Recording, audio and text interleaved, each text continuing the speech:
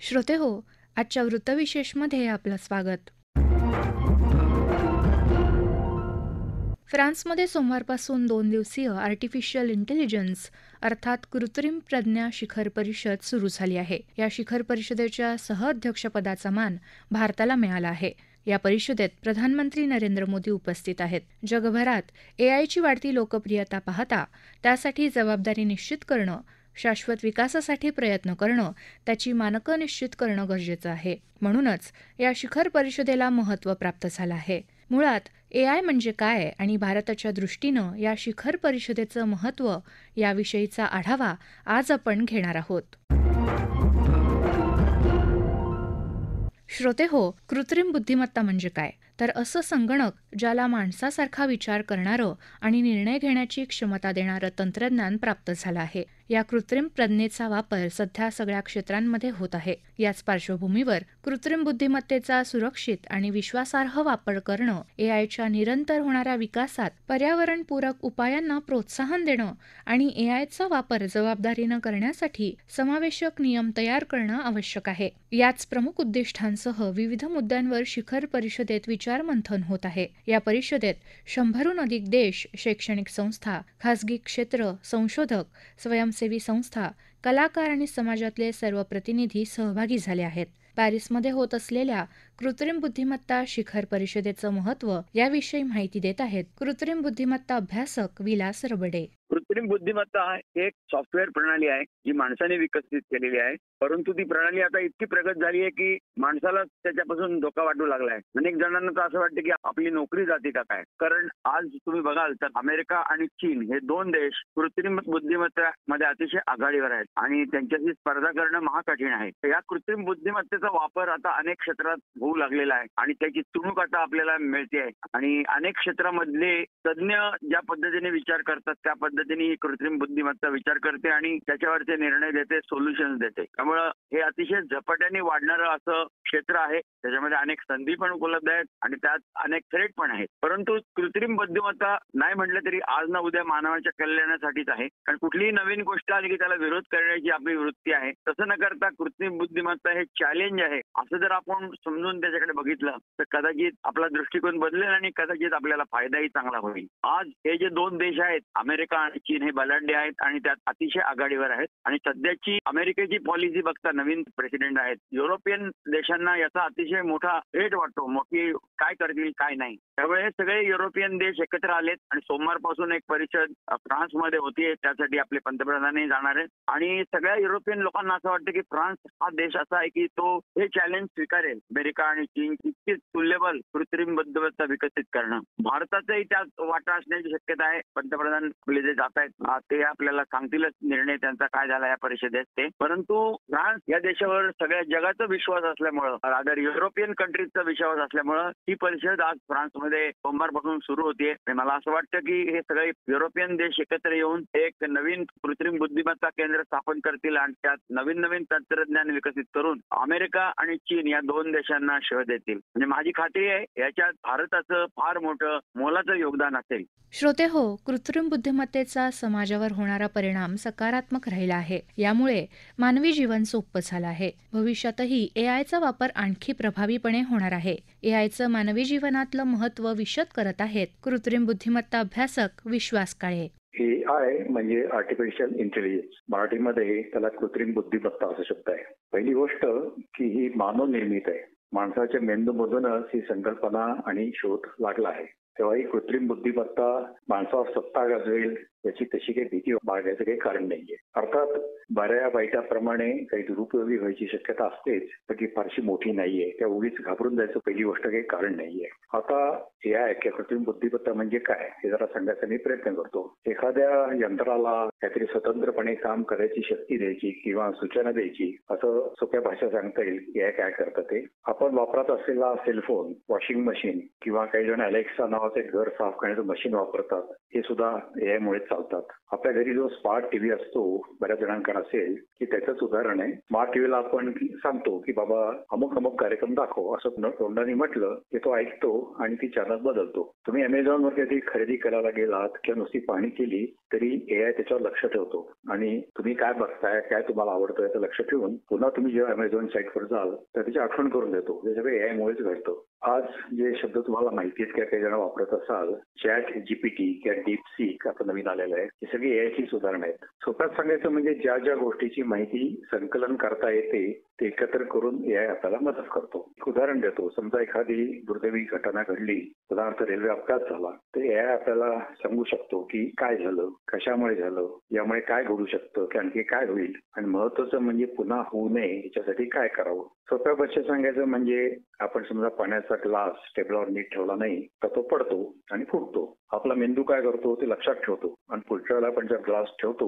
ते आपल्याला लक्षात येतं की ग्लास नीट ठेवायला पाहिजे. याचं तसंच आहे. याचा फायदा खूप मोठा आहे. आता सांगितल्याप्रमाणे सुरक्षितता आहे, व्यवसायामध्ये मदत आहे, ग्राहक कसे शोधायचे, कुठल्या भागात शोधायचे, कुठल्या भागात म्हणजे भौगोलिक भागात सुद्धा, कारण भौगोलिक भागाप्रमाणे ग्राहकांचं समीकरण बदलतं पुष्कळदा, किंवा आपले आता ते सध्याचे ग्राहक तुमच्यावर राहतील का नाही, नसल्यास काय राहणार नाहीत, त्याच्यासाठी काय करायला हवं हे सांगतो. पैशाच्या व्यवहारातील घोटाळे होण्यापूर्वीच तो तुम्हाला सावध करेल की असं व्हायची शक्यता, असं करू नका. रहदारी सुरक्षित चालावी म्हणून आता सिग्नल यंत्रणांना मदत करेल. आता अलीकडे सिग्नल हे सगळे सिंक्रोनाइज्ड किंवा एका रस्त्याने निघाला की ओळी हिरवे होत जातात, पण ते फिक्स्ड असतात. तर आता AI काय करेल की सकाळी दुपारी संध्याकाळी वाहतूक वेगळी असते, सणाच्या वेळा वेगळी असते, हे सगळं AI नीट लक्षात ठेवेल आणि तुम्हाला सांगेल.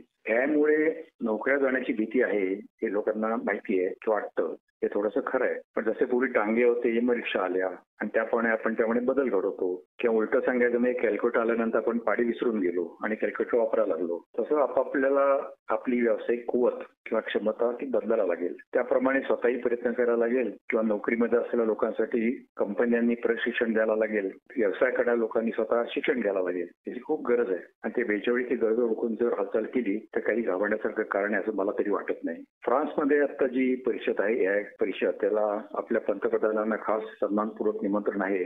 एक महत्वाचं कारण असं आहे की भारत हा जगातल्या AI बाबत खूपच पुढे आहे. पहिल्या 10 देशात भारत आहे आणि आपले पंतप्रधान तिथे सगळ्यांना संबोधित करणार आहे. या परिषदेमध्ये वेगवेगळे विषय आणि मुख्यतः जगातील जे पहिले 2 देश आहेत, पहिल्या 2 स्थानावर अमेरिका पहिल्या स्थानावर, चीन दुसऱ्या, त्यांच्याशी सकारात्मक स्पर्धा कशी करायची त्याचा मुख्यतः इथं होणार आहे. कारण युरोप मधले बरेचसे देश या स्पर्धेत उतरायचं म्हणतायत आणि भारतही त्या स्पर्धेत आहे.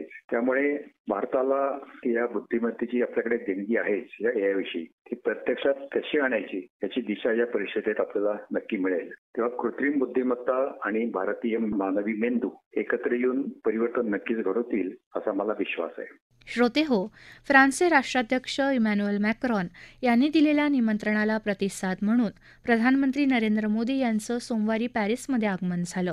या दौऱ्यादरम्यान ते कृत्रिम बुद्धिमत्ता शिखर परिषदेत सहभागी झाले आहेत. भारत आणि फ्रान्सच्या धोरणात्मक भागीदारीसाठीच्या आराखड्यावर ते राष्ट्राध्यक्ष मॅक्रॉन यांच्याशी चर्चा करणार आहेत. तसंच फ्रान्समधल्या पहिल्या भारतीय वाणिज्य दूतावासाचं उद्घाटन करण्यासाठी मार्सेल या ऐतिहासिक शहरालाही ते भेट देणार आहेत. प्रधानमंत्री मोदी यांच्या फ्रान्स दौऱ्याचं तसंच भारताच्या दृष्टीनं कृत्रिम बुद्धिमत्ता परिषदेचं महत्त्व याबद्दल विवेचन करत आहेत आंतरराष्ट्रीय घडामोडींचे विश्लेषक डॉ. शैलेंद्र देवळाणकर.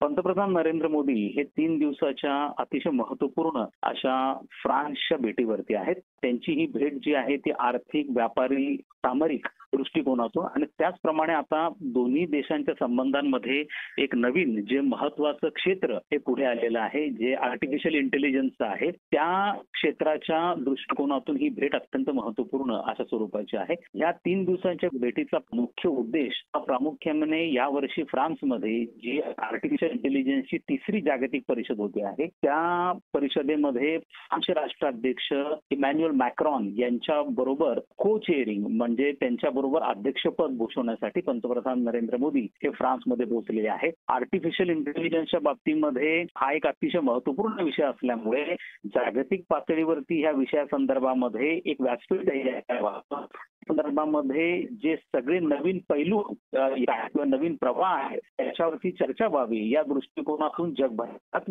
या जागतिक परिषदेला उपस्थित राहत असतात. अशी पहिली परिषद ही इंग्लंडमध्ये झाली, त्यानंतर दक्षिण कोरियामध्ये दुसरी परिषद झाली आणि तिसरी परिषद आता फ्रान्समध्ये होती आहे, ज्याच्यामध्ये पंतप्रधान मोदी हे आता फ्रान्समध्ये त्या दृष्टिकोनातून उपस्थित राहत आहेत. पंतप्रधान मोदी यांची ही जी फ्रान्सची भेट आहे प्रामुख्याने 6वी भेट आहे. यावरनं भारत आणि फ्रान्स यांच्यामध्ये किती घनिष्ठ संबंध आहेत हे याच्यातनं अभिव्यक्त होतं. दुसरं म्हणजे पंतप्रधान मोदी आणि फ्रान्सचे राष्ट्राध्यक्ष इमॅन्युअल मॅक्रॉन यांच्यामध्ये एक प्रकारची पर्सनल केमिस्ट्री आहे आणि या केमिस्ट्रीमुळे विविध क्षेत्रांमधल्या सहकार्याला गती प्राप्त झालेली आहे असं आपल्याला म्हणता येऊ शकतं. 2023 मध्ये भारत आणि फ्रान्स यांच्यामधल्या स्ट्रॅटेजी म्हणजे सामरिक भागीदारीला स्ट्रॅटेजिक पार्टनरशिपला 25 वर्ष पूर्ण झाली. 1998 साली ज्या वेळेला अटल बिहारी वाजपेयी हे भारताचे पंतप्रधान होते त्यावेळेला फ्रान्स बरोबर सामरिक भागीदारीचा एक महत्वपूर्ण करार हा करण्यात आलेला होता. कारण फ्रान्स हा आपला संरक्षण क्षेत्रामधला एक महत्त्वाचा डिफेन्स इक्विपमेंट सप्लाय करणारा देश असल्यामुळे हा सामरिक भागीदारीचा करार करण्यात आला. त्याला 2023 मध्ये 25 वर्ष पूर्ण झाले आणि त्यानिमित्त पंतप्रधान नरेंद्र मोदी हे फ्रान्सला गेलेले होते आणि तो फ्रान्सचा नॅशनल डे ला देखील त्यांची उपस्थिती ही त्या वेळेला राहिलेली होती. या दृष्टिकोनातून जर आपण विचार केला तर आजच्या घडीला संरक्षण एक असं क्षेत्र आहे जे दोन्ही देशांमधल्या संबंधांना एक नवीन बळकटी देणार आहे. त्याचप्रमाणे अंतराळ संशोधनासारखा विषय असेल तसंच जो सिव्हिलियन न्यूक्लिअर पार्ट आहे म्हणजे नागरी अणुशक्तीचा उपयोग या दृष्टिकोनातून फ्रान्स हा अतिशय भारतासाठी महत्वपूर्ण आहे. भारताला भविष्यामध्ये आपली ऊर्जेची जी वाढती गरज आहे ती भागवण्यासाठी अपारंपरिक ऊर्जा स्त्रोतांकडे वळावं लागणार आहे आणि त्या दृष्टिकोनातून अणु ऊर्जा हे भारतासाठी अतिशय महत्वाचं अशा स्वरूपाचं क्षेत्र आहे ज्यामध्ये खूप मोठी स्कोप आहे की जेणेकरून भारताला तिथं मोठ्या प्रमाणावरती आपल्या क्षमतांचा विकास करता येऊ शकतो. त्या दृष्टिकोनातून फ्रान्सचं महत्व खूप आहे. पॅरिस हे जगातलं एकमेव असं शहर आहे की जे 100% अणु ऊर्जेतनं निर्माण होणाऱ्या इलेक्ट्रिसिटीवरती चालतं आणि फ्रान्स यामधलं एक्सपर्टीज हे खूप मोठं आहे. फ्रान्सकडे त्या संदर्भामधली टेक्नॉलॉजी आहे. भारताला अशा स्वरूपाची अणु ऊर्जा तयार करण्यासाठी 2 गोष्टींची खूप गरज आहे. एक तर भारताला युरेनियमचा सप्लाय पाहिजे, त्या दृष्टिकोनातून भारताने अनेक देशांबरोबर करार केले आणि युरेनियमच्या माध्यमातून इलेक्ट्रिसिटी किंवा सिव्हिलियन न्यूक्लिअर पॉवर जनरेट करण्यासाठी भारताला टेक्नॉलॉजीची गरज आहे आणि ही टेक्नॉलॉजी फ्रान्सकडे आहे. त्यामुळे हा महत्वाचं क्षेत्र आहे ज्यामध्ये भारत आणि फ्रान्स यांच्यातले संबंध हे अतिशय घनिष्ठ अशा स्वरूपाचे संबंध आहेत. एकूणच भारत युरोपकडे एक अतिशय महत्वाचा व्यापार भागीदार म्हणून राहतो आहे. भारताचं व्यापार धोरण किंवा मुक्त व्यापार क्षेत्र निर्माण करण्यासाठी गेल्या 2 दशकांपासून चर्चा चालू आहेत. विशेष म्हणजे चीनला पर्याय म्हणून भारत आता युरोपकडे पाहतो. युरोप हा भारतासाठी कच्च्या मालाचा स्रोत पण असू शकतो आणि पक्का माल विकण्याची बाजारपेठ पण असू शकते. त्या दृष्टिकोनातून भारताचे प्रयत्न हे युरोपच्या बरोबर संबंध घनिष्ठ करण्यासाठी आणि फ्रान्स जर्मनी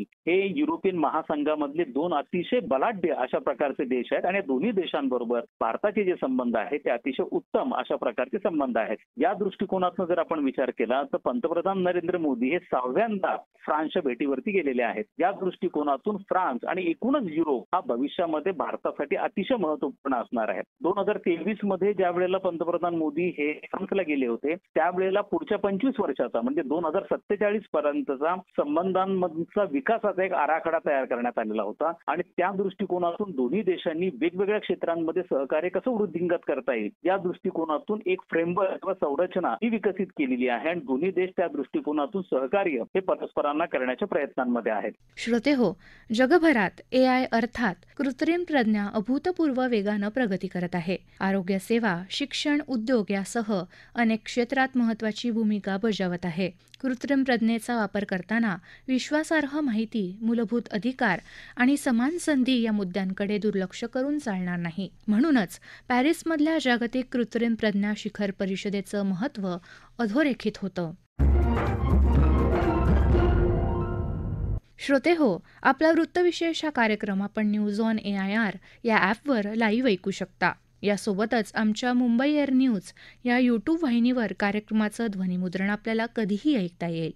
याबरोबरच आजचा वृत्तविशेष हा कार्यक्रम संपला. हा कार्यक्रम आकाशवाणी मुंबईच्या प्रादेशिक वृत्त विभागानं सादर केला.